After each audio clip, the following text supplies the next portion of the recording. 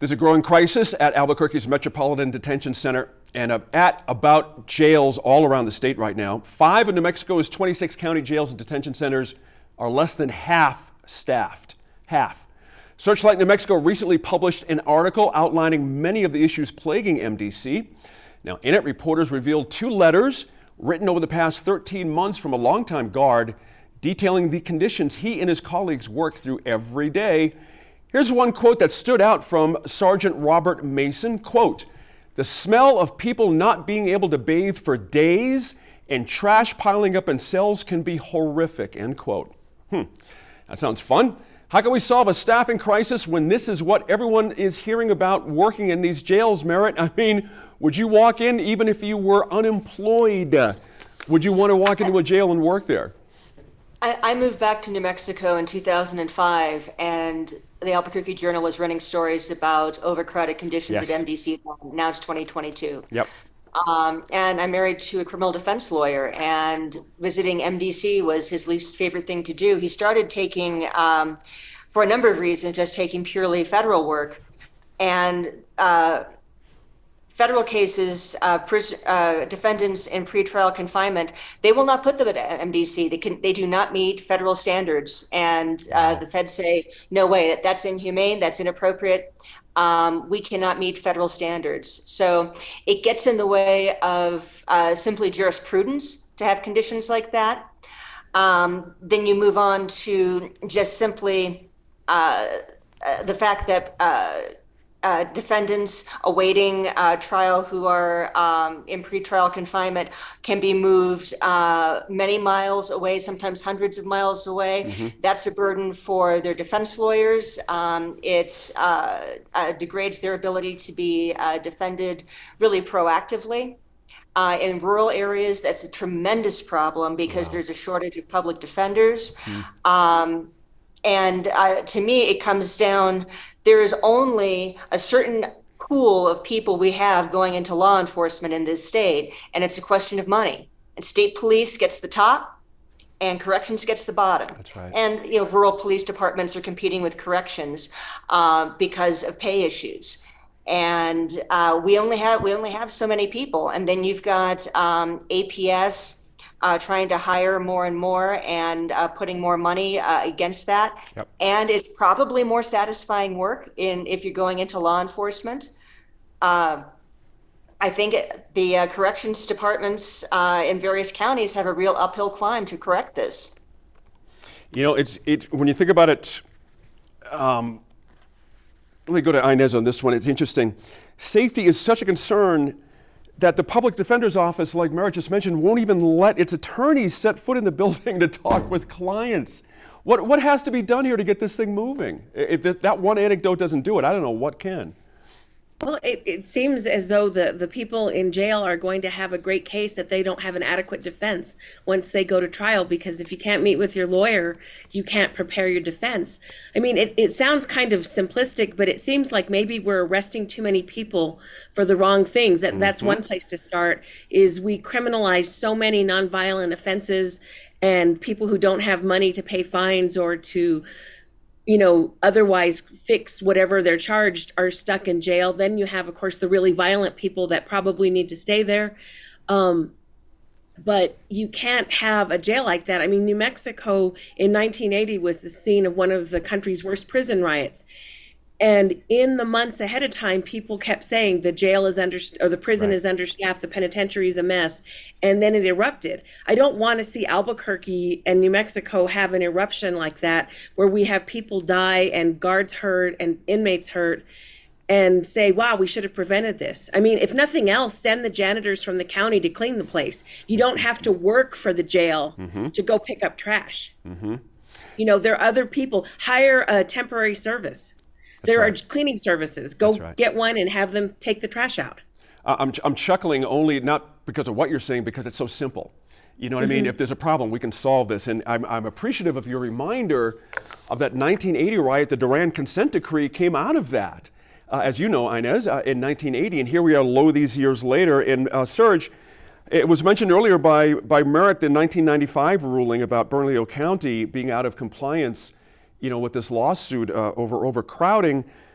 30 years later, should there be consequences for this failure? This is the part about jail overcrowding that always stumps me. There's never any consequences for this.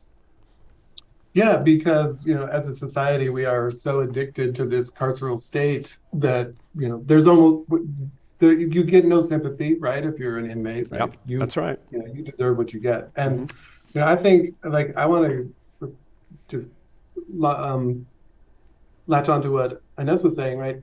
We keep talking about this as a shortage of guards, but it's just as easy to see this as, too many people being locked up.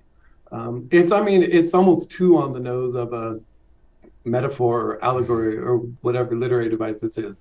We have so many people in jail that we can't afford to keep them in jail. And we're saying the problem is we need to get more money to keep those people in jail, right? It's a failed experiment, a failed approach, this carceral approach that we have to everything, to locking everyone up for everything we can think of. This one-way ratchet that we've had in place for so long, right? The money that we're saying we need to dedicate more money to corrections officers. How about we just dedicate that money to housing, to social services, to food, to education? Right, and recognize and acknowledge that it's become a parody of itself when we're saying, oh, we don't have enough money to keep all these people locked up that we've incarcerated for this vast panoply of offenses, most of which are extremely low level.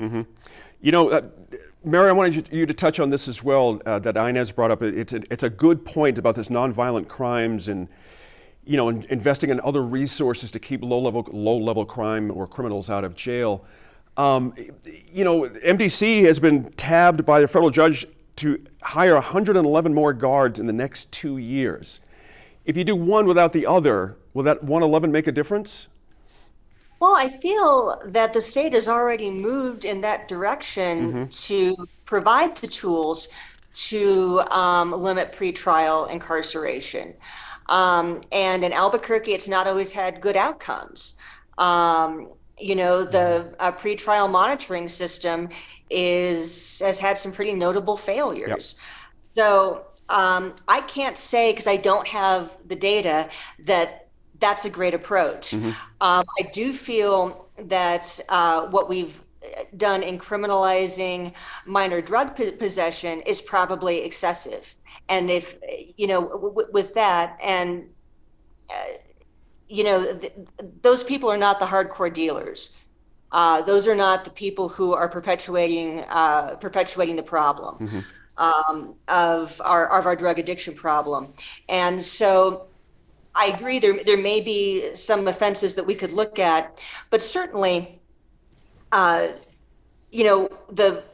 the removal of bonds, of bail bonds, the monitoring systems, the different things we've tried, we still have crime surging, property and violent crime surging in our state. So I'm not sure that spending less on corrections is the right issue. I'd love to say. Merritt, let me ask you this: we have 2.5 billion in new money coming on top of 3.8 billion this year. Is it a money issue? I mean, do we just start building jails? If someone said you could have all the money you want to fix New Mexico's problem, what's the best way to go about it? Well, I like, Inez's point is just going in and looking at, well, let's hire a cleaning company. Yeah. There has to be a way to get staff in. MDC has had this problem for at least 17 years that I'm aware of. And the lawsuit goes back to 95, so we're looking at 25, 26, 27 years. They've been aware of this. It's kind of like some of our other perennial problems. We keep throwing money at it, but nothing gets fixed. Yeah. So perhaps some accountability at the department level would be a start. That's a good point there. Serge, you had a point? Gene, can I just say, we keep throwing money at it to do the exact same thing. Right. More prisons, more people being incarcerated. And we're every time astonished when it doesn't work. We say, we threw more money at this, crime went up. Let's throw more money at it and see if something else happens, right? That's right. It is frustrating to see, the same approach being taken to the same failed approach being applied to the same problem again. I tell you what won't help is what happened to Sergeant Mason, who I quoted at the top of the segment, who was placed on administrative leave in retaliation for simply writing a couple of letters to some elected people. That's not going to help. That's not going to help. We'll have to wrap it up there. Sorry about that. But thank you all for your thoughts. We'll be back here at the virtual roundtable in less than 10 minutes to discuss the recent controversy over media access at the Republican nominee for governor's rallies. But first, a behind-the-scenes conversation on New Mexico's 2022 Shakespeare Festival. After tonight, there are 5 more shows at Veterans Memorial Park over the next 2 weekends. Earlier this month, I talked with 3 of the minds behind the festival. They tell me 400 years later, Shakespeare is still a vital part of our cultural fabric.